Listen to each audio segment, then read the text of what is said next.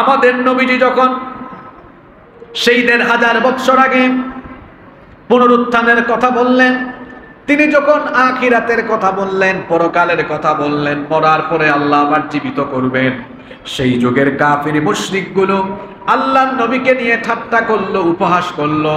সেই কাফির মুশরিকদের কথাগুলো আল্লাহ তাআলা কোরআনুল কারীমের বিভিন্ন জায়গায় উঠিয়ে দিয়েছেন। কোরআনুল কারীমের ৭৯ নম্বর সূরা সূরাতুন নাজিআত ১০ নম্বর আয়াত থেকে আল্লাহ বলছেন, ইয়াকুলুনা ইন্না লামারদুদুনা ফিল হাফিরা আইযা কুন্না ইযামান নাখিরা। তারা বলতো, যখন আমরা চূর্ণ বিচূর্ণ হয়ে যাব, হাড্ডি গুড্ডি সব যখন চূর্ণ বিচূর্ণ হয়ে যাবে, তখন কি আবার আমাদেরকে পূর্বের অবস্থায়, অর্থাৎ আবার কি আমাদেরকে দুনিয়ার মতো আবার কি জীবিত করা হবে নাকি? নবীজি যখন তাদেরকে বলতেন মরার পরে আল্লাহ জীবিত করবেন, কাফির মুশরিকরা তখন ঠাট্টা করে করে বলতো। কোরআনুল কারীমের ২৩ নম্বর সূরা সূরাতুল মুমিনুনের ৮২ নম্বর আয়াতে আল্লাহ তাআলা বলছেন, ক্বালু আইযা মিতনা ওয়া কুন্না তুরাবান ওয়া ইযামান আইন্না লামাবউসুন। তারা বলতো, আমরা যখন মরে মাটির সাথে মিশে যাব, যখন আমরা অস্থিপিঞ্জর হাড়ে পরিণত হয়ে যাব, তখন কি আবার আমাদেরকে পুনরুত্থিত করা হবে নাকি? কাফিরেরা আরো বলতো, ওয়াকালাল্লাযীনা কাফারু আইযা কুন্না তুরাবান ওয়া আবাউনা আইন্না লামুখরাজুন। আমরা এবং আমাদের পূর্বপুরুষরা যারা মরে যাওয়ার পরে মাটির সাথে মিশে গিয়েছে, আমাদেরকে কি আবার সেই অবস্থায় বের করে আনা হবে নাকি? আবার কি আমাদেরকে জীবিত করা হবে নাকি? কাফিরের গোষ্ঠী আরো বলতো, ওয়াকালু আইযা কুন্না ইযামান ওয়া রুফাতান আইন্না লামাবউসুনা খালকান জাদীদা। কোরআনুল কারীমের ১৭ নম্বর সূরা বনী ইসরাঈলের ৪৯ নম্বর আয়াতে পরকাল বিশ্বাসী কাফিরদের যুক্তি উঠিয়ে দিয়েছেন। তারা বলতো, আমরা যখন মরে গিয়ে হাড্ডিতে পরিণত হব, যখন আমাদের এই দেহ ছিন্ন বিচ্ছিন্ন হয়ে যাবে, তখন কি আবার নতুন করে আমাদেরকে জীবিত করা হবে নাকি? কাফিররা যখন প্রশ্ন বানে নবীজিকে জর্জরিত করত, তখন আল্লাহ তাআলা নবীজিকে জবাব শিখাইয়া দিলেন। কারণ এই পৃথিবীর কোনো মানুষ তো নবীজির শিক্ষক নন। নবীজির আল্লাহ নবীর শিক্ষক যিনি, জোরে বলেন তিনি কে? নানা প্রশ্ন বানে যখন কাফিররা নবীজিকে জর্জরিত করলো, পুনরুত্থান সম্পর্কে এই পরকাল বিশ্বাসী কাফিররা যখন নানা ধরনের কথা বলল, আল্লাহ তাআলা তার নবীজিকে জবাব শিখাইয়া দিলেন। ও নবী, পরকাল অবিশ্বাসী এই লোকদেরকে আপনি জবাব দেন, কুল কুনু হিজারাতান আও হাদিদান আও খালকাম মিম্মা ইয়াকবুরু ফি সুদুরিকুম ফাসায়াকুলুনা মান ইউঈদুনা। ও নবী, আপনি তাদেরকে বলেন, তোমরা মরে যাওয়ার পরে তোমাদের এই দেহ যদি পচে গলে গিয়ে একেবারে এগুলো যদি চূর্ণ বিচূর্ণ হয়, শুধু তাই নয়, এগুলো যদি পাথর বা লোহায় পরিণত হয়ে যায়, অথবা তার চেয়ে আরো বড় কিছুতে পরিণত হয়ে যায়, তোমরা বলো মান ইউঈদুনা, কে আমাদেরকে জীবিত করবে? শোনো কাফিরের দল, আল্লাহ বলেছেন কুলিল্লাযী ফাতারাকুম আউওয়ালা মাররা। প্রথমবার যখন তুমি কিছুই ছিলে না, প্রথমবার যিনি তোমাকে পয়দা করেছেন, যিনি তোমাকে সৃষ্টি করেছেন, সে আল্লাহ। তুমি আবার মরে গেলে তোমাকে আবার জিন্দা করবে। প্রথমবার আপনাকে যিনি সৃষ্টি করেছেন, পরের বার কি তিনি আপনাকে আবার জীবিত করতে পারবেন না? জোরে বলেন, পারবেন কি পারবেন না? শোনেন, আপনাদেরকে একটা ঘটনা শোনাই। আমাদের পছন্দের সূরা ইয়াসিন। সূরা ইয়াসিনের শেষের ৫টা আয়াত আপনারা পড়বেন। শেষের ৫ আয়াতে একটা সুন্দর ঘটনা এসেছে। ঘটনাটা হলো এই, উবাই বিন খালফ অথবা আস ইবনে ওয়াইল, তাফসীর এই দুজনের কথা এসেছে, তবে বেশিরভাগ রিওয়ায়াতে এসেছে আস ইবনে ওয়াইল। তিনি মক্কার উপত্যকায় হাঁটছেন, হঠাৎ করে তিনি জরাজীর্ণ কিছু হাড্ডি দেখলেন, অনেক পুরনো দিনের হাড্ডি। এই হাড্ডিগুলো হাতে নিয়ে ভাবলেন, জানি না কতকাল আগে কোন ব্যক্তি মারা গিয়েছে, তার শরীর পচে গলে গিয়ে হাড্ডিগুলো অবশিষ্ট আছে। এই হাড়গুলো হাতে নিলেন, হাতে নিয়ে যখন তিনি এভাবে চাপ দিলেন, চাপ দেওয়ার সঙ্গে সঙ্গে হাড়গুলো একেবারে গুঁড়া গুঁড়া হয়ে গেল, চূর্ণ বিচূর্ণ হয়ে গেল। এই চূর্ণ বিচূর্ণ হয়ে যাওয়া হাড়গুলো নিয়ে তিনি আল্লাহর নবীর সামনে গেলেন। আল্লাহর নবীর সামনে গিয়ে তিনি প্রশ্ন করলেন, ওগো আল্লাহর নবী, এই যে অনেক পুরনো দিনের হাড়, আমি আমার হাত দিয়ে আবার চেপে ধরে এগুলোকে আরো চূর্ণ বিচূর্ণ করে দিলাম, এরপরেও কি আল্লাহ তাআলা এই গুড়া গুড়া হয়ে যাওয়া হাড়গুলোকে পূর্বের অবস্থায় ফিরিয়ে নিয়ে ওই ব্যক্তিকে জীবিত করবেন কিনা? আল্লাহ তাআলা এই ঘটনা কোরআনে এভাবে উঠিয়ে দিয়েছেন,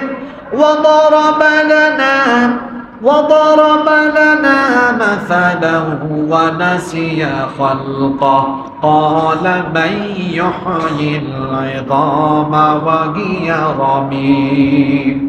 অনবিশেষে আমার ব্যাপারে আপনার কাছে দৃষ্টান্ত পেশ করে অথচ তার নিজের উৎস সম্পর্কে সে অনবহিত হয়ে গিয়েছে, সে আপনার কাছে এসে বলে মান ইউহয়িল ইযামা ওয়া হিয়া রামীম, এই হাড়গুলো চূর্ণ বিচূর্ণ হয়ে গেল, এগুলোকে কে আবার জিন্দা করবে?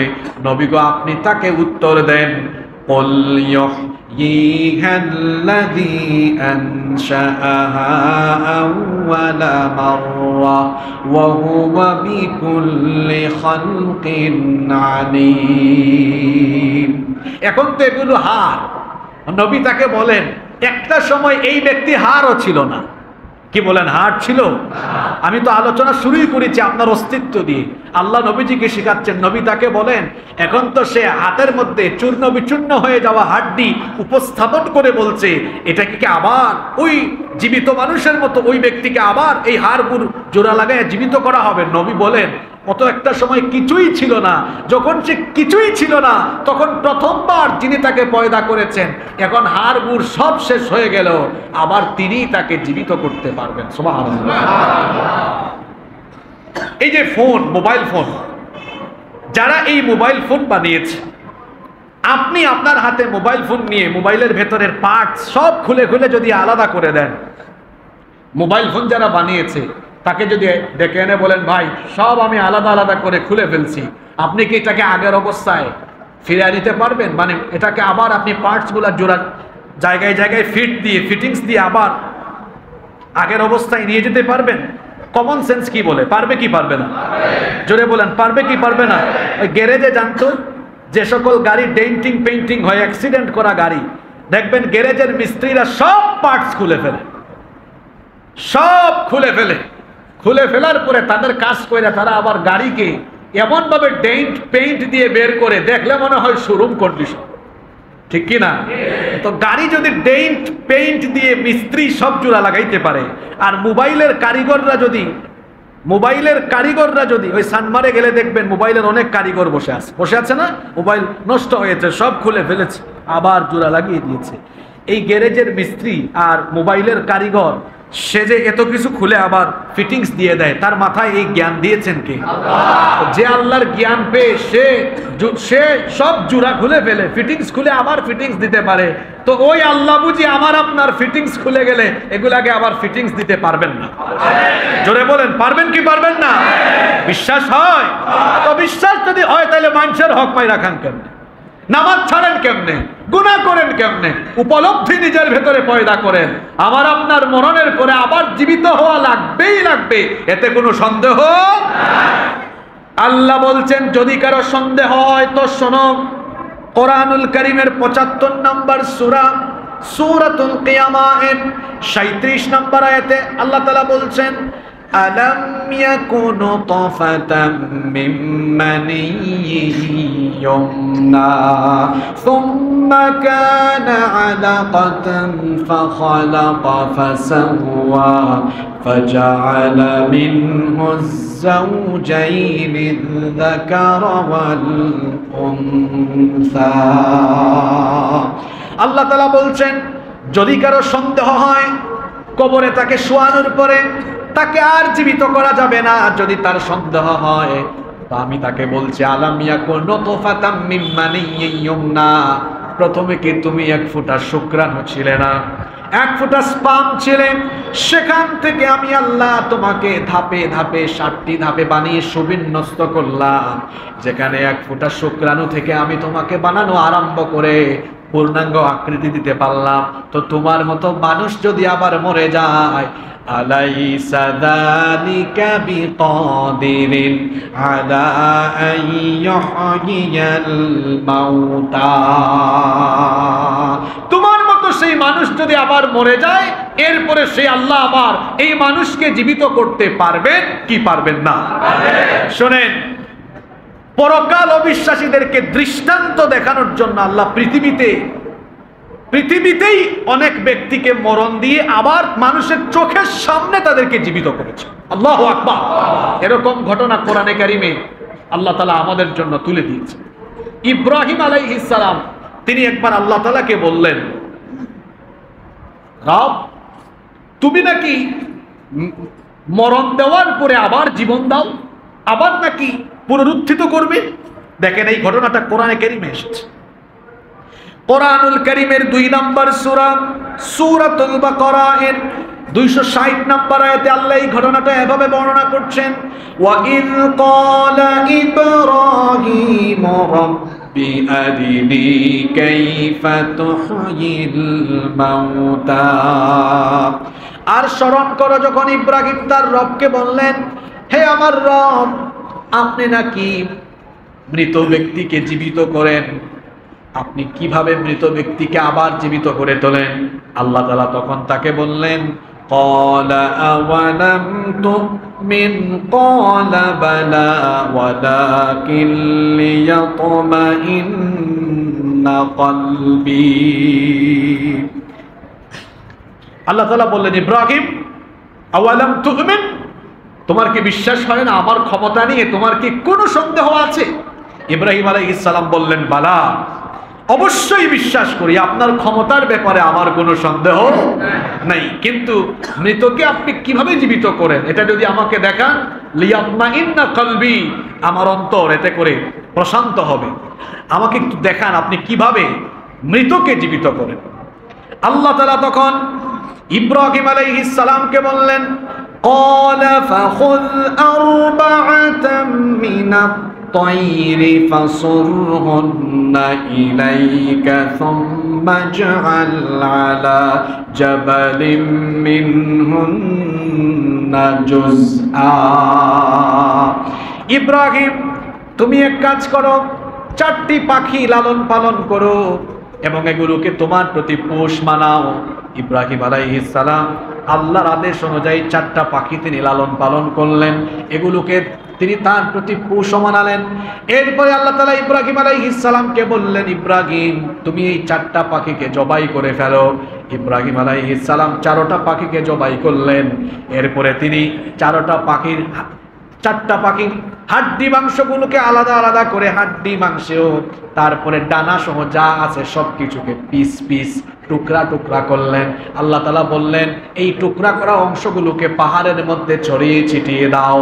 তিনি আবার এই হাড্ডি মাংসের টুকরাগুলোকে পাহাড়ের চতুর্দিকে ছড়িয়ে ছিটিয়ে দিলেন।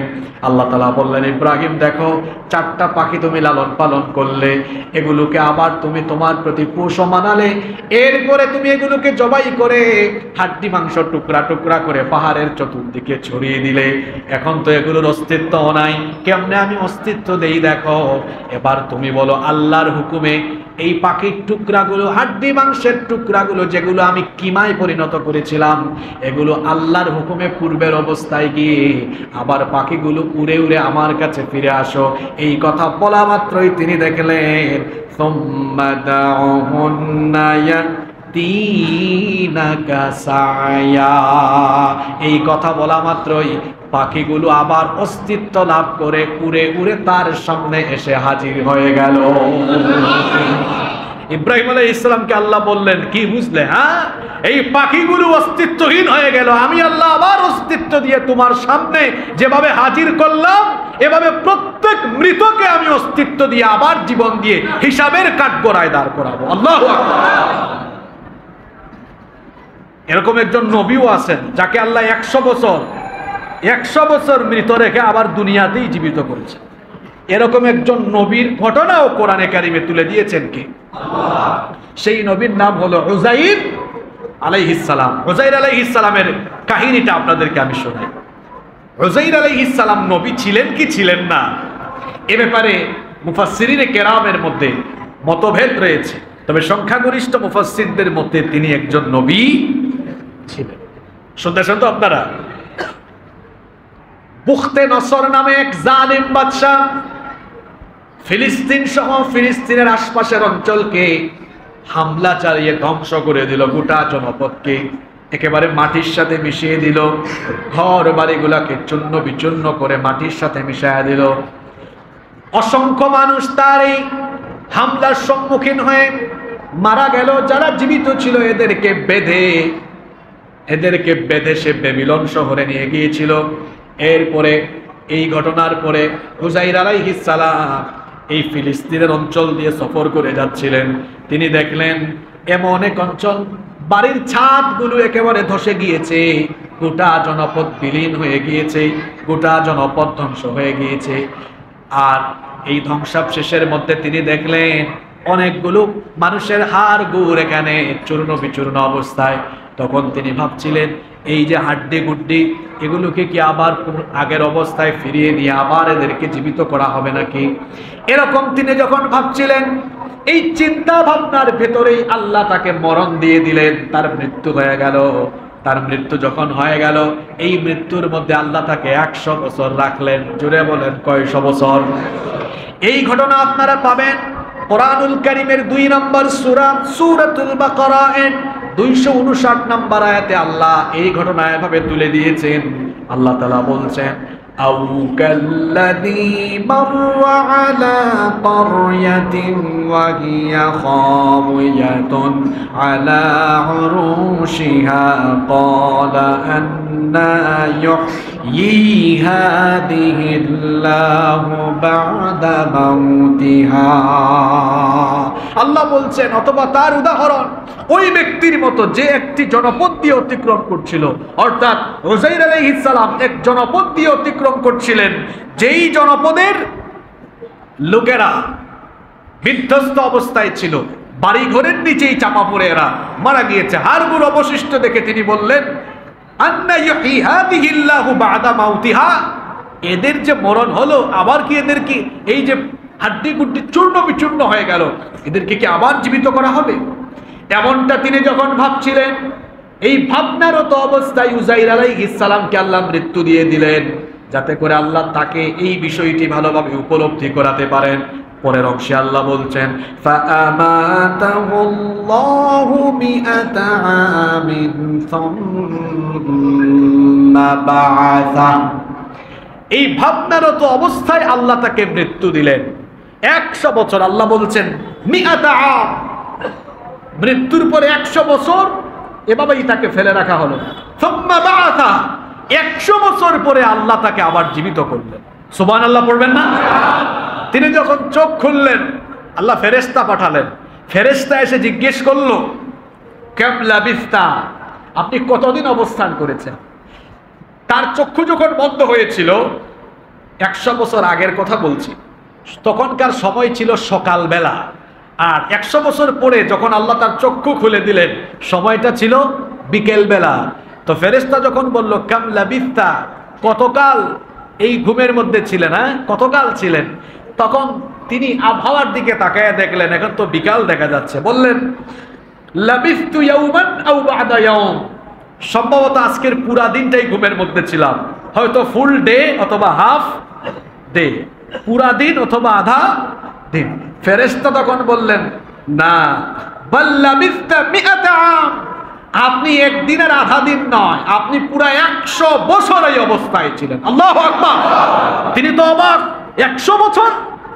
এবার তিনি আশেপাশে তাকালেন, দেখলেন চক্ষু বন্ধ করার আগে দেখেছিলেন এই গোটা জনপদ ধ্বংস, বিরাট ভূমি, কোনো মানুষজন নাই। এখন দেখেন মানুষ আর মানুষ, ঘর বাড়ি আর ঘর বাড়ি। আল্লাহু আকবার। ফেরেশতা বললেন, শুধু মানুষ আর ঘর বাড়ির দিকে তাকাইয়েন না, আপনার সামনে শরবত ছিল, খেজুর, আপনার সামনে শরবত ছিল, আপনার সামনে খাবার দাবার ছিল। ফানজুর ইলা তাআমিকা ওয়া শারাবিকা লাম ইয়াতাসান্নাহ, চক্ষু বন্ধ করার আগে আপনার ব্যাগের মধ্যে যে খাবার দাবার ছিল দেখেন, খাবার দাবার চেক করেন, সামনে যে শরবত ছিল তাকায় দেখেন। আল্লাহর কুদরত আপনি বুঝেন। 100 বছর হয়ে গেল কিন্তু এই খাবার দাবার আর পানীয়ের কোনো স্বাদ নষ্ট হয় নাই, রং নষ্ট হয় নাই, গন্ধ নষ্ট হয় নাই। এই খাবারটা এখনো অক্ষত অবস্থায় আপনার সামনে আছে। কি বলেন, আল্লাহর এই ক্ষমতা নাই তো? আল্লাহ পারবেন না? এবার তিনি বললেন, আপনার গাধা যে আপনি বেঁধে রেখেছিলেন, উযাইর আলাইহিস সালাম গাধা বেঁধে রেখে গাছের ছায়ার নিচে বসে ভাবনারত অবস্থায় ছিলেন, তখন আল্লাহ তাকে মরণ দিয়েছিলেন। তখন তাকে বলা হলো, ওয়ানজুর ইলা হিমারিকা ওয়ালিনাজআলাকা আয়াতাল লিন্নাস, গাধার দিকে তাকান। তিনি গাধার দিকে তাকায় দেখলেন গাধা আর গাধা নাই, এটা বহু আগেই মরে গিয়েছে, পচে গলে গিয়ে হাড্ডি গুড্ডি সব আলাদা আলাদা হয়ে গিয়েছে।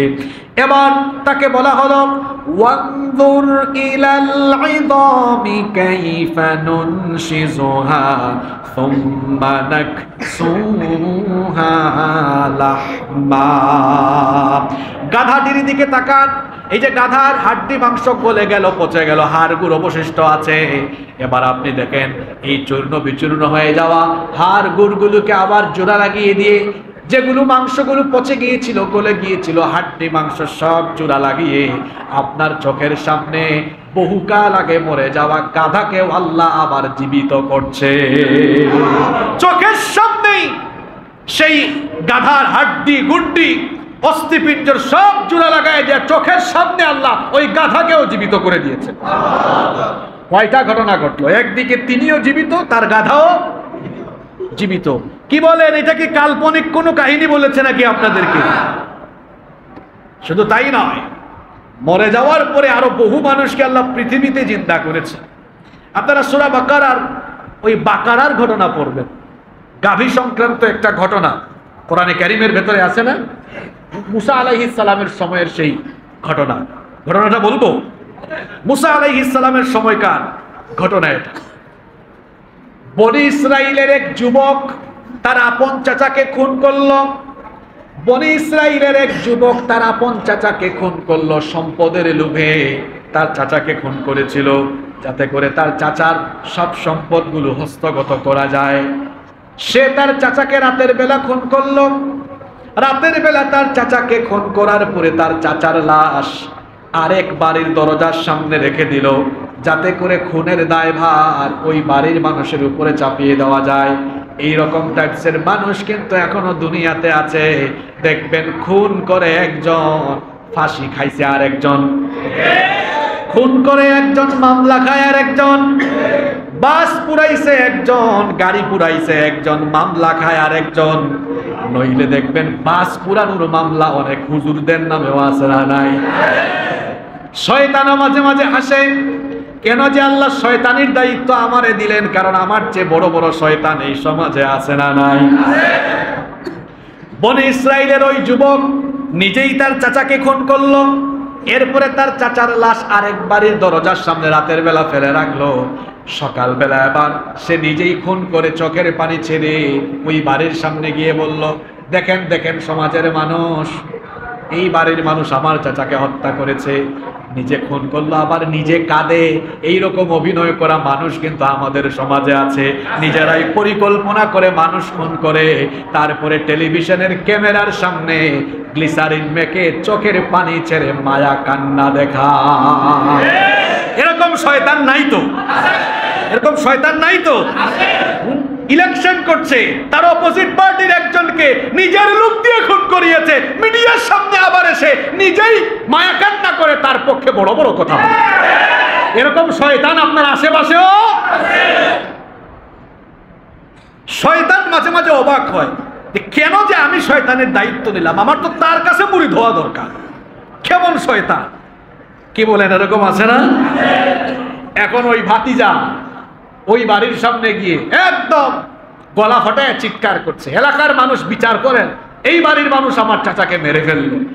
বাড়ির মানুষজন তো অবাক, রাতের বেলা আমরা ছিলাম ঘুমে, ঘুমের মধ্যে এই কাম হইল কেমনে? ওই বাড়ির মানুষ অস্বীকার করলো, তারা বলল না এটার সাথে আমরা সম্পৃক্ত নই। বনি ইসরাইলের নেতারা এবার আসলো, নেতারা এসে ঝামেলায় পড়লো, কারণ একটা বিচার করতে হলে, সঠিক বিচার করতে হলে সাক্ষ্য প্রমাণের দরকার আছে না নাই? ওই বাড়ির মানুষজন যে এই ব্যক্তিকে হত্যা করেছে এটার তো কোনো দলিল নাই, প্রমাণ নাই। এজন্য তখন তারা একটা বিপাকে পড়ে গেল। তখন তারা মুসা আলাইহিস সালামের কাছে গেল। মুসা আলাইহিস সালামের কাছে গিয়ে তারা মুসা আলাইহিস সালামকে বলল, মুসা তুমি তো বলো তুমি আল্লাহর নবী এবং তুমি সরাসরি নাকি আল্লাহর সাথে কথা বলো। মুসা আলাইহিস সালাম সরাসরি কথা বলতেন কার সাথে? তারা গিয়ে বলল ঠিক আছে তোমার আল্লাহর সাথে একটা কল করো, তো কথা বলো, কথা বলে জিজ্ঞেস করো এই যে আমাদের এলাকার এই ব্যক্তি খুন হলো, কে হত্যা করেছে, হত্যাকারীর কোনো খবর আমরা জানি।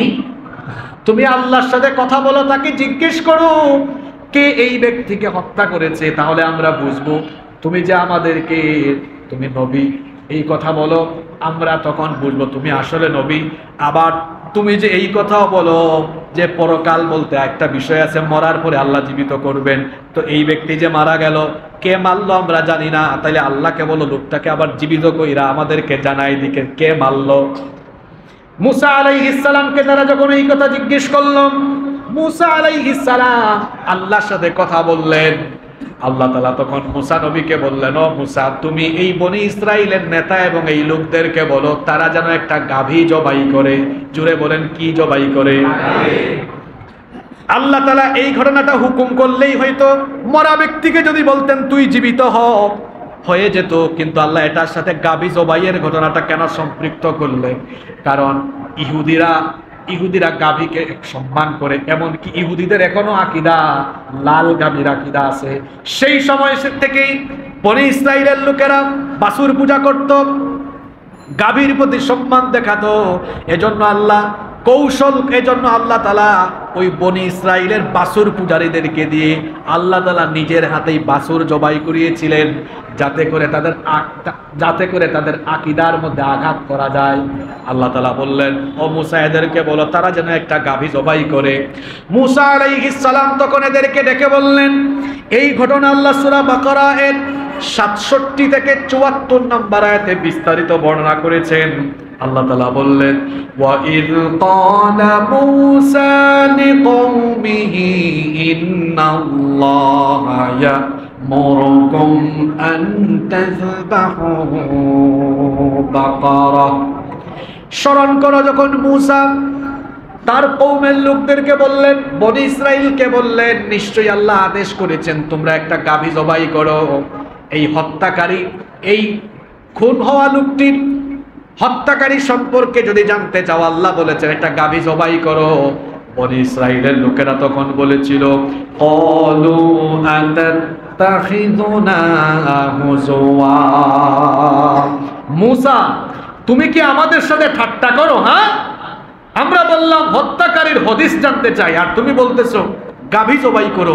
গাভী জবাই করার সাথে খুনি খুঁজে বের করার সম্পর্কটা কি আমরা বুঝলাম না, তুমি কি ঠাট্টা করো আমাদের সাথে?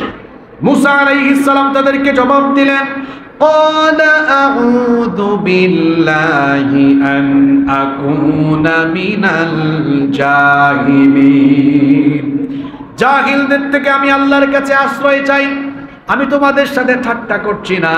তখন বনি ইসরাইলের লোকেরা মুসা আলাইহিস সালামকে বলল, ক্বালু দু'উ লানা রাব্বাকা ইউবাইয়িন লানা মা হিয়া, ক্বালা ইন্নাহু ইন্নাহা বাকারাতুন লা ফারিদুন ওয়ালা বিকরুন আওয়ানুম বাইনা যালিক। তারা বলল, তুমি আল্লাহর কাছে একটু দোয়া করো, তাকে জিজ্ঞেস করো গাভী যে আমরা জবাই করব এই গাভীটা কোন বয়সের হবে, বুড়া বয়সের না বাচ্চা বয়সের, বেশি বয়সের না কম বয়সের। আল্লাহ বলেছিলেন একটা গাভী জবাই করতে, যে কোনো একটা গাভী জবাই করলেই হইতো। কিন্তু বনি ইসরাইল জাতি এরা ঘাড় তেরা জাতি, গাউরা, নিজেরাই প্রশ্ন করতে করতে বিষয়টিকে তারা জটিল করে ফেলেছিল। তারা বলল, ঠিক আছে গাভী জবাই করব, কিন্তু জিজ্ঞেস করে এটা কোন বয়সের হবে, বুড়া বয়সের না বাচ্চা বয়সের। মুসা আলাইহিস সালাম বললেন, আল্লাহ বলেছেন এটা হবে আওয়ানুম বাইনা যালিক, মাঝামাঝি বয়সের, বুড়াও হবে না কম বয়সেরও হবে না। এরপরেও তাদের প্রশ্ন শেষ হয় না। তারা বলল, বুঝলাম এটা মাঝামাঝি বয়সের হবে, কিন্তু ক্বালু দু'ু লানা রাব্বাকা ইউবাইয়িন লানা মা লাউনুহা, এটার কালার কেমন হবে, হ্যাঁ রংটা কেমন। মুসা আলাইহিস সালাম তখন বললেন, ক্বালা ইন্নাহু ইয়াকুলু ইন্নাহা বাকারাতুন সাফরাউ ফাকিউন লাউনুহা তাসুররুন নাযিরিন। তিনি বললেন এটা হবে উজ্জ্বল হলুদ রঙের গাভী, গাঢ় হলুদ রঙের গাভী হবে, যে এমন রং যেটা দেখলেই দর্শকদের চোখ জুড়িয়ে যাবে, যে দেখবে তার চক্ষুও জুড়িয়ে যাবে, এইরকম গাঢ় হলুদ রঙের একটা গাভী হতে হবে। তাদের প্রশ্ন কিন্তু শেষ হচ্ছে না। এরপরে তারা বলল, ক্বালু দু'ু লানা রাব্বাকা ইউবাইয়িন লানা মা হিয়া ইন্নাল বাকারাতা শাবাহা আলাইনা। মুসা, তুমি আরেকবার আল্লাহকে জিজ্ঞেস করো তো, হলুদ রঙের বহু গাভী তো এলাকায় থাকতে পারে, তাই না? তো এখন বিষয়টা যদি আরেকটু স্পষ্ট করে দেওয়া হয় আমাদের জন্য তাহলে ভালো হইতো। প্রথমে বলল কোন বয়সে, বলা হলো মাঝামাঝি বয়সে, পরে বলল কোন কালারের, বলা হলো হলুদ কালারের, এরপরে বলে হলুদ কালার বুঝলাম, কিন্তু আরেকটু স্পষ্ট করলে ভালো হয়। এরপরে আল্লাহ এমন স্পষ্ট করে দিয়েছেন, শুনে নেবার কি জটিল করছে তারা বিষয়টা। মুসা আলাইহিস সালাম তাদেরকে বললেন, ক্বালা ইন্নাহু ইয়াকুলু ইন্নাহা বাকারাতুন লা যালুলুন তুসিরুল আরদা ওয়া লা তাসকিল হারসা মুসাল্লামাতুন লা শিয়াতা ফিহা। মুসা আলাইহিস সালাম বললেন, আল্লাহ বলেছেন এমন হলুদ রঙের গাভী হওয়া লাগবে যেই হলুদ রঙের গাভী দিয়ে কোনোদিন হাল চাষ করা হয়নি, এমনকি তাকে দিয়ে কোনো সেচ কাজেও তার শরীরের শক্তি ব্যবহার করা হয় না, সুস্থ সবল, এবং যে গাভীকে দিয়ে কোনো কাজ করানো হয় না, এমন গাভী খুঁজে বের করো।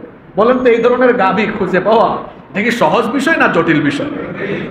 ঘাউরা এই জাতি তখন বলল, আল-আন জি'তা বিল হক, এই তো মুসা এতক্ষণ পরে বিষয়টা একদম ক্লিয়ার করে দিয়েছে। মুসা নবী বলতেছেন, যা এমন ক্লিয়ার করছি একটু পরে বুঝবি কেমন ক্লিয়ার হয়েছে। নেতারা এবার ঘোরাঘুরি আরম্ভ করছে, দেখি তো এই এই কোয়ালিটিগুলা কি, মাঝামাঝি বয়সের, কোন রঙের, হলুদ রঙের, আবার এটা এমন গাভী যেটা দিয়ে কোনো কাজ করানো হয় না, সুস্থ সবল। খুঁজতে খুঁজতে কোথাও এই ধরনের গাভী তারা পায় না। এখন তারা কয়, মুশকিলে বললাম তো, গাভী খুঁজতে খুঁজতে হয়রান। মুসা আলাইহিস সালামের কাছে এসে বলে, মুসা খুঁজতেছি পাই না তো। তখন তারা বলল, না তোমরা যেরকম চাইছো আল্লাহ তো ওইরকমই দিচ্ছেন, ওইটাই লাগবে, ওইটাই খুঁজে বাইর কর। খুঁজতে অবশেষে এক এলাকায় গিয়ে ঠিক এই কোয়ালিটির একটা গাভী তারা পেয়েছে।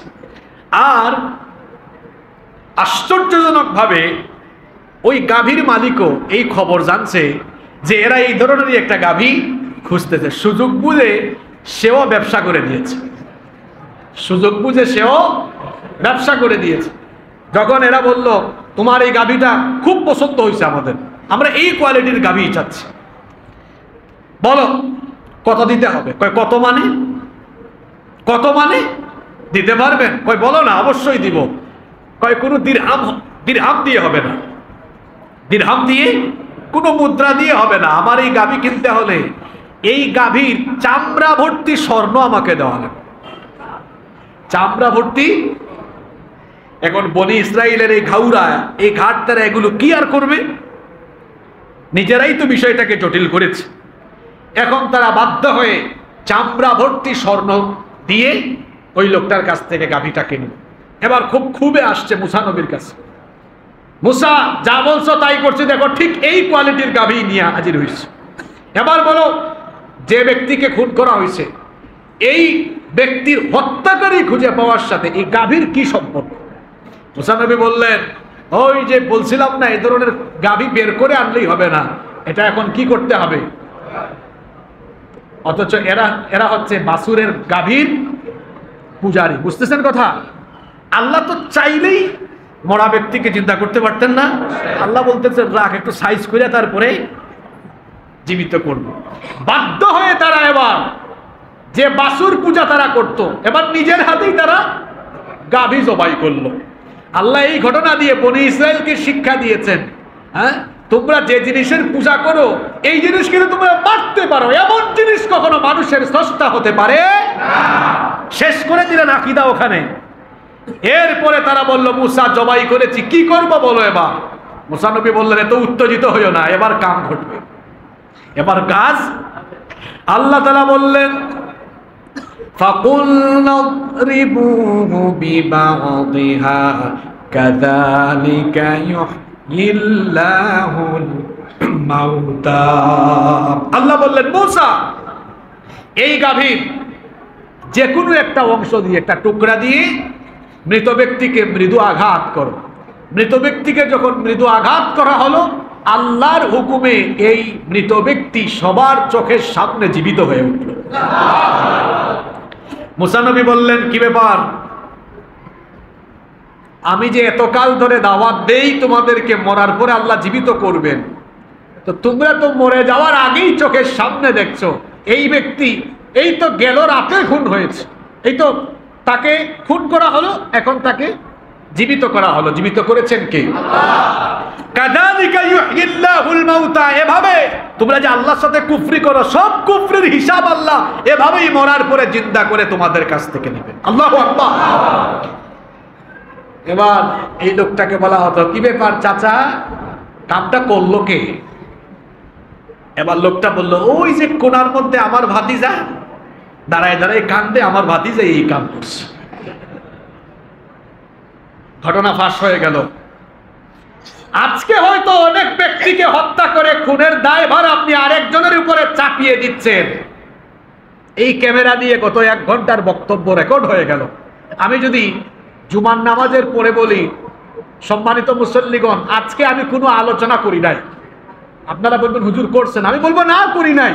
এরপরে যদি ভিডিও আপনি আমাকে দেখান, অস্বীকার করার কোনো সুযোগ আছে? এই ক্যামেরা বানিয়েছে কে? ক্যামেরা আল্লাহ বানিয়েছে। আপনি খুব জোশের মধ্যে আছেন, হুশে নাই। ক্যামেরা বানিয়েছে কে? মানুষ বানিয়েছে, কিন্তু ক্যামেরা বানানোর জ্ঞান মানুষকে দিয়েছেন কে? তো আল্লাহর দেওয়া জ্ঞান ব্যবহার করে মানুষ যদি এই ক্যামেরা বানাইয়া সব রেকর্ড করতে পারে, সে আল্লাহ বুঝি আমার আপনার রাতের অন্ধকারে সব আকাম কুকামের সব রেকর্ড করে রাখতে পারেন না? আপনি কোথায় কোথায় খুনের মিটিং করে গোপনে গোপনে খুন করিয়েছেন, কোথায় কোথায় কত আলেমের ঘরে খুনের দায়ভার চাপিয়ে দিয়েছেন, সব ভিডিও আছে, সব রেকর্ড কিয়ামতে বাজানো হবে। সব হিসাব আল্লাহর কাছে। মরা ব্যক্তিকে আল্লাহ জীবিত করেছেন, এমন ঘটনা কোরআনে আরো আছে। যাই হোক, আরো 2-3 মিনিটে আরো একটা ঘটনা বলে আমরা ফিনিশিং দেব। ঘটনাটা হলো আসহাবে কাহাফের 7 যুবকের ঘটনা। সূরা কাহাফ আছে না? সূরা কাহাফের মধ্যে 3টা বড় বড় ঘটনা আছে। ঘটনা নম্বর 1, 1 নাম্বার ঘটনা 7 জন যুবকের ঘটনা। যেই 7 জন যুবককে আল্লাহ 309 বছর ঘুম পাড়িয়ে রেখে 309 বছর পরে আল্লাহ তাদেরকে আবার জীবিত করেছে। সুবহানাল্লাহ। দ্বিতীয় ঘটনা হলো মুসা আলাইহিস সালামের সাথে ঘটে যাওয়া খাদির আলাইহিস সালামের ঘটনা, যেটা আমি মুসা নবীর আলোচনায় আপনাদেরকে শুনিয়েছিলাম। 3 নম্বর ঘটনাটিও আপনারা জানেন, সেটাও আমি শুনিয়েছি, যুলকারনাইনের ঘটনা। ওই যে গত 3-4 জুমা আগে ইয়াজুজ মাজুজের আলোচনা, আমি যুলকারনাইনের ঘটনা আপনাদেরকে বলেছি। আর আরো একটা ঘটনা যেটা শুরুতেই আছে, সেটা হলো আসহাবে কাহাফের ঘটনা। এই ঘটনাটা হচ্ছে এমন, এটা নবীজি দুনিয়াতে আগমনের 450 বছর বা তার চেয়ে আরো কিছু সময় আগের ঘটনা, মোটামুটি 400-750 বছর আগের এই কাহিনী। রোম সাম্রাজ্যের অধিভুক্ত এক অঞ্চল, সেই রাষ্ট্রের এক বাদশা ছিল জালিম, তার নাম হচ্ছে দাকিয়ানুস। তার নাম হলো দাকিয়ানুস। এই দাকিয়ানুস বাদশার রাষ্ট্রে শিরক করা, মূর্তি পূজা করা বাধ্যতামূলক ছিল। যে ব্যক্তি আল্লাহর উপর ঈমান আনতো, বুড়া হইলে মেরে ফেলতো, যুবক হইলে সুযোগ দিত, যদি সিদ্ধান্ত পরিবর্তন না করতো তাদেরকেও কি করতো, সে মেরে ফেলতো। দাকিয়ানুসের আমলে একসাথে 7 জন যুবক আল্লাহর উপর ঈমান আনলো। সুবহানাল্লাহ পড়বেন না? কয়জন যুবক? আমি সময়ের অভাবে আয়াতগুলো পড়ছি না, আপনারা সূরা কাহাফের 9 থেকে 26 এই আয়াতগুলো পড়বেন বাড়িতে, বাংলা অনুবাদ সহ পুরা ঘটনা আপনারা এই আয়াতগুলোতে পেয়ে যাবেন ইনশাআল্লাহ। আমি সময়ের কারণে আয়াতগুলো আজকে আর তিলাওয়াত করছি না। তো 7 জন যুবক ঈমান আনলো। কয়জন যুবক? এই 7 জন যুবকের ঈমান আনার খবর বাদশা পেয়ে গেল। এই বাদশা আলেম না জালেম? এরকম জালেম বাদশা তো দুনিয়াতে এখন নাই। এই জালেম বাদশা তখন এই 7 জন যুবককে সামনে হাজির করলো, তার রাজপ্রাসাদে ডেকে নিয়ে বলল, কি যা শুনছি এটা কি সত্য? আসলে যুবকরা যুগে যুগে দিন প্রতিষ্ঠার জন্য যে ভূমিকা রেখেছে, সেটা এই যুগের যুবকদের জন্য প্রেরণা। আমার যুবক ভাইয়েরা শুনেন, এই যুবকরা এই অত্যাচারী জালিম বাদশার সামনে তখন সত্য কথা সাহসের সাথে উচ্চারণ করেছে, কারণ জালিমের সামনে হক কথা বলাও একটা জিহাদ। বাদশা যখন বলেছে, কি ব্যাপার, তোমরা কি ঈমান এনেছো? কয়, যা শুনছেন ঠিকই শুনছেন, আমরা ঈমান আনছি। সুবহানাল্লাহ। জালিম বাদশা তখন বলল, এর পরিণতি কি হতে পারে তোমরা কি জানো? কয়, পরিণতি কি হবে এত কিছু ভাবার আমাদের টাইম নাই, আমরা ঈমান এনেছি, এই ঈমানের জন্য যদি সব ছাড়া দরকার হয় সব ছাড়তে রাজি, ঈমান আমরা ছাড়ব না। আল্লাহু আকবার। বাদশা তখন বলল, যদি তোরা বুড়া হইতি শরীর থেকে মাথাটা এখনই ফালাই দিতাম, তোরা তো যুবক। যুবকদেরকে সবাই দলে টানতে চায়, সবাই নিজের কাছে রাখতে চায়, কারণ এই যুবকদেরকে ব্যবহার করে অনেকে তার ক্ষমতার চেয়ারকে ধরে রাখতে চায়। আর আমার যুবক ভাইদেরকে বলছি, আপনারা মাঝে মাঝে আবেগের ঠেলায় অনেকের সামনে পিছনে চামচামি করেন, আমি এদেরকে চামচা বলি। আপনার এই যৌবনকাল কি কোন নেতা খেতার সামনে পিছনে চামচামি করার জন্য দেওয়া হয়েছে? আপনার লজ্জা লাগে না? আপনি কেন মানুষের সামনে পিছনে ঘুরেন? নিজেকে এমন যোগ্যতায় নিয়ে যান যেন গোটা পৃথিবী আপনার পিছনে ঘুরে। যৌবন বয়সে পড়াশোনা বাদ দিয়ে লাঠি সোঁটা হাতে নিয়ে অমুকের নামে তমুকের নামে স্লোগান দেয়, এটা অমুক তমুকের নামে স্লোগান দিয়ে অমুক তমুকের চামচামি করার জন্য এই যৌবন বয়স দেওয়া হয় নাই। যৌবন দেওয়া হয়েছে আল্লাহর দ্বীনের পথে যৌবন কাটানোর জন্য। এই যুবকদেরকে বাদশা বলল, তোদেরকে 3 দিনের সময় দিলাম। কয় দিনের সময়? 3 দিনের সময় দিলাম। এই 3 দিনের ভেতরে হয় তোরা তোদের সিদ্ধান্ত পরিবর্তন করবি, অর্থাৎ ঈমান ছাড়বি, নইলে এই সিদ্ধান্তের উপরে থাকবি, তোরা তোদের জীবন হারাবি। ঘটনা কিন্তু জটিল। ঈমানের উপর থাকলে জীবন থাকবে না, আবার জীবনের মায়া করলে ঈমান থাকবে না। খুব জটিল বিষয়। এই 7 জন যুবক বাদশার দরবার থেকে বের হয়ে আসলো, এসে একজন আরেকজনের সাথে কথা বলতেছে, কি ব্যাপার, কি করব আমরা? এই বাদশা তো আমাদেরকে যে আলটিমেটাম দিয়েছে 3 দিনের মধ্যে তো কিছু একটা ঘটবে। আর 7 জন একদিকে, গোটা দেশ আরেকদিকে, এদের বিরুদ্ধে আমরা লড়াই করতে পারবো না। তখন এই 7 জন যুবক বলল, আমরা তো ঈমানও ছাড়তে পারবো না, আবার ঈমান ছেড়ে দিয়ে জীবনের মায়া করে আমরা তো জালিমের সামনে মাথা অনত করতে পারবো। তারা বিকল্প পন্থা অবলম্বন করলো। সেটা কি? তারা বলল আমরা এই ঈমানের কারণে চলো আমাদের ঘর বাড়ি ভিটা মাটি ব্যবসা বাণিজ্য সব ছেড়ে দিয়ে আমরা হিজরত করব। তারা ঈমানের জন্য সব ছেড়ে দিয়ে 7 জন যুবক এবার হিজরতের উদ্দেশ্যে বের হয়ে গেল। সুবহানাল্লাহ। রাস্তার মধ্যে একটা কুকুর তাদের পেছনে ধাওয়া করেছে। এই কুকুরের কথাও আপনারা পাবেন 9 থেকে 26 নম্বর আয়াত গিয়ে পড়বেন। এই কুকুরকে তারা ধাওয়া করে, এই কুকুরকে তাড়িয়ে দিচ্ছে, যা। কিন্তু যতই তাড়িয়ে দেয় এই কুকুরটা তাদের আরো পিছু নেই। শেষে তারা সিদ্ধান্ত নিল এই কুকুর সহই তারা রওনা করবে। রওনা করেছে তারা। হাঁটতে হাঁটতে খুব ক্লান্ত হয়ে গিয়েছে। সকালবেলা ভোরবেলা তারা এক পর্বতমালার কাছ দিয়ে যাচ্ছিল। এই পর্বতমালার মুখে একটা বিরাট বিস্তীর্ণ গুহা ছিল। তারা বলল অনেক ক্লান্ত হয়ে গিয়েছে, চলো এই গুহার ভেতরে ঢুকে বিশ্রাম করি। এই গুহার ভেতরে ঢুকে তারা বিশ্রাম গ্রহণ করবে। এমত অবস্থায় তারা আল্লাহর কাছে দোয়া করলো। দোয়া করে আল্লাহর কাছে তারা 2টা জিনিস চাইলো। কয়টা জিনিস চাইলো? জোরে বলেন কয়টা? সূরা কাহাফের মধ্যে আল্লাহ তাদের এই দোয়া উঠায় দিয়েছেন। 10 নম্বর আয়াতে আল্লাহ বলছেন, ইয আওয়াল ফিতয়াতু ইলাল কাহাফি ফাকালু রাব্বানা আতিনা মিন লাদুনকা রাহমাতাও ওয়া হাইয়্যি লানা মিন আমরিনা রাশাদা। আল্লাহ বলছেন এই যুবকেরা যখন গুহায় ঢুকলো দোয়া করলো, রব্বানা আতিনা মিন লাদুনকা রাহমা, হে আমাদের রব আপনার তরফ থেকে আমাদেরকে রহমত দান করেন। 1 নম্বর দোয়া করলো কিসের? রহমতের। 2 নম্বর দোয়া তারা করলো ওয়া হাইয়্যি লানা মিন আমরিনা রাশাদা, আমাদের কাজ সহজ করে দেন। 1 নম্বর আল্লাহর কাছে চাইছে কি? আল্লাহ দোয়া কবুল করে বললেন ফাদরাবনা আলা আযানিহিম ফিল কাহফি সিনিনা আদাদা। পরের আয়াত আল্লাহ বলছেন যা রহমত দিলাম, রহমতের ঘুম পাড়ায়া আল্লাহ বলছেন আমি তাদের কান বন্ধ করে রহমতের ঘুম পাড়ালাম। কি বন্ধ করে? এখানে বিজ্ঞান একটা মারাত্মক তথ্য পেয়েছে। মানুষ যখন ঘুমায় তখন সবার আগে তার চক্ষু ঘুমায়। সবার আগে কি ঘুমায়? আর সবার আগে জেগে উঠে কান। দেখবেন আমরা যখন ঘুমাই, ঘুমানোর সময় সবার আগে কি বন্ধ হয়? কিন্তু কান তখনও সজাগ থাকে। দেখবেন মসজিদে জুমার দিনে সকিনা নাজিল হয়। সাকিনা মানে রহমত নাজিল হতে থাকে, এজন্য অনেকে ঝিমাইতে থাকে। কিন্তু যখন একটু আওয়াজ হয় সাথে সাথে কি হয়? ঘুম ভাঙে। আপনি বাড়িতে ঘুমিয়েছেন, হঠাৎ করে হাতের গ্লাস পড়ে গেছে, বিকট আওয়াজ, ঘুম ভেঙে যায়। কারণ আপনার চক্ষু ঘুমালেও কান তখনও সজাগ। বিজ্ঞান বলছে মানুষ গভীর ঘুমে আচ্ছন্ন হলে পরে তার কান বন্ধ হয়। আবার সকালবেলা আমাদের ঘুম ভাঙে, সর্বপ্রথম চোখ খুলে না কানে কোনো আওয়াজ যায়? আগে কানে আওয়াজ যায়। আল্লাহ বলছেন তোরা রহমত চেয়েছিস, যা কান বন্ধ করে দিয়ে দুনিয়ার কোনো আওয়াজ কানে ঢুকবে না। কান বন্ধ করে আরামের ঘুমে, রহমতের ঘুমে তোদেরকে আচ্ছন্ন রাখলাম। সুবহানাল্লাহ।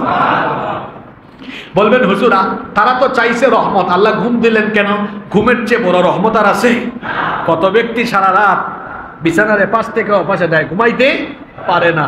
ঘুম এটা বিরাট বড় রহমত। আল্লাহ ঘুম পাড়ায় রাখলেন। কত বছর? 300। আপনারা কয়দিন ঘুমান? 4-5 ঘন্টা ঘুমান। আর এই যুবকেরা ঘুমাইতেছে কয় ঘন্টা? 300। এটা স্বাভাবিক না অস্বাভাবিক ঘটনা? 2 নম্বর দোয়া করেছে আল্লাহ কাজ সহজ করে দাও। কি কাজ? আল্লাহ আমরা তো ঈমানের কারণেই এলাকা ছাড়লাম, তো এরা তো ঈমান আনলো না, এদেরকে তো ঈমানের দাওয়াত দেওয়ার সুযোগ ছিল আমাদের, সুযোগটা তো আর পাইলাম না। আল্লাহ বলেন তোরা ঘুমায় থাক, যাদের কারণে এলাকা ছাড়লি গোটা দেশের মানুষকে সাইজ করার দায়িত্ব আমি নিলাম, সবগুলারে আমি ইমানদার বানাবো। সুবহানাল্লাহ। এই 309 বছর এরা ঘুমায় থাকলো, আর আল্লাহ এই 309 বছরে ওই গোটা দেশের মানুষকে ইমানদার বানিয়ে দিয়েছেন।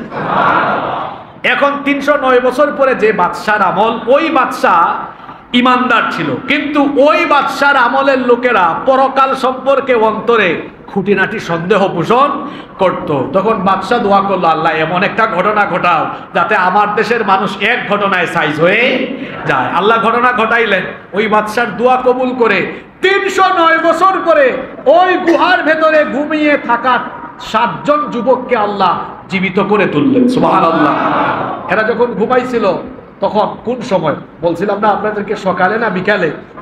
আর যখন 309 বছর পরে আল্লাহ জাগ্রত করেছেন সময়টা ছিল বিকাল বেলা। এরা ঘুমের থেকে উঠে একটা আরেকটারে জিগায়, কি রে কতক্ষণ ঘুমাইছি আমরা? তখন কি ঘড়ি ছিল? কয় কতক্ষণ ঘুমাইছি? একজন কয় মনে হয় কয়েক ঘন্টা, আরেকজন কয় মনে হয় একদিন, আরেকজন কয় মনে হয় আধা দিন। নিজেরা তর্ক বিতর্ক করছে। তখন বলল, ভাই তর্ক বিতর্ক বাদ দাও, কতক্ষণ ঘুমাইছি ভালো জানেন কে? ঘুমের থেকে উঠলে পেটে কি লাগে?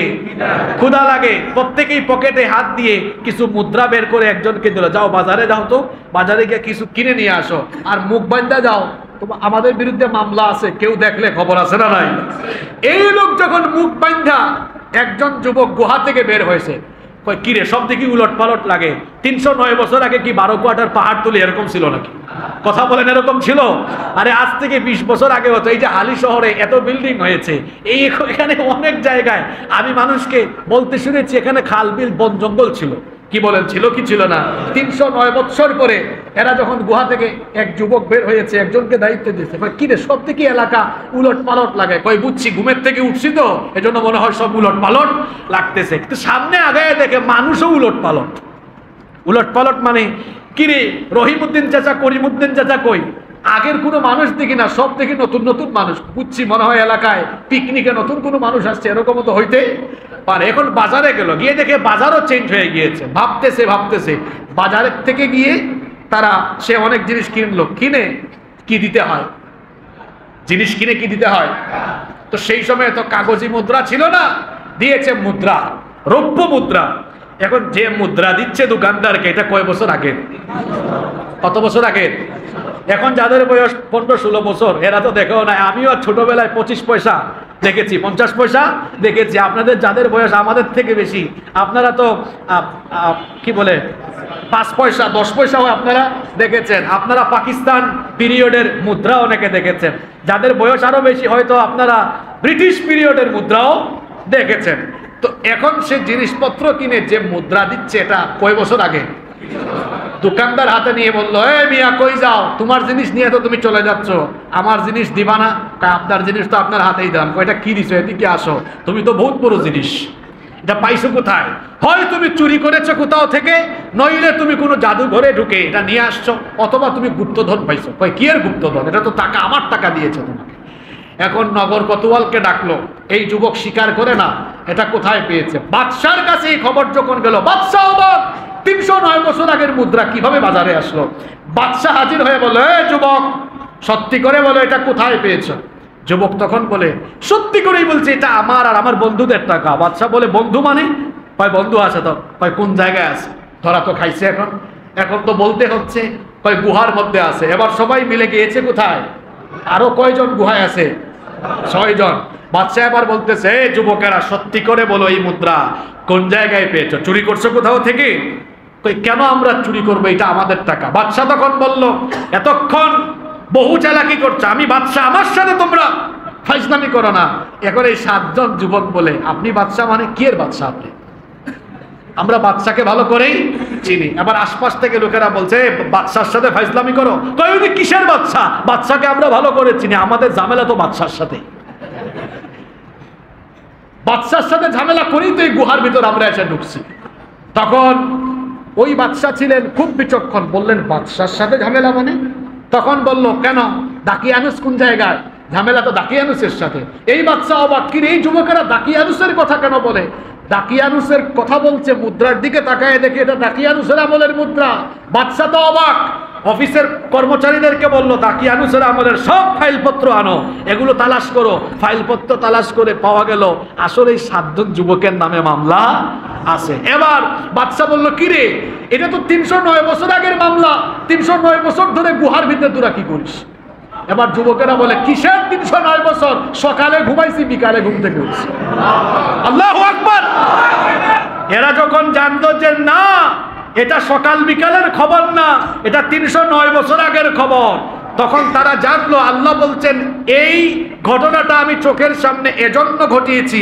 21 নম্বর আয়াতে আল্লাহ বলছেন, এদেরকে আমি এজন্য জীবিত করেছি যাতে পরকাল অবিশ্বাসী ওই সমাজের ওই সময়ের লোকেরা চোখের সামনে দেখে 309 বছর আল্লাহ যে যুবকদেরকে ঘুম পাড়ায় রেখে আবার 309 বছর পরে জীবিত করতে পেরেছেন, সে আল্লাহ মরে যাওয়ার পরে আমাদের মতো মানুষদেরকে জীবিত করতে পারবেন। এই বিশ্বাস আছে আমাদের?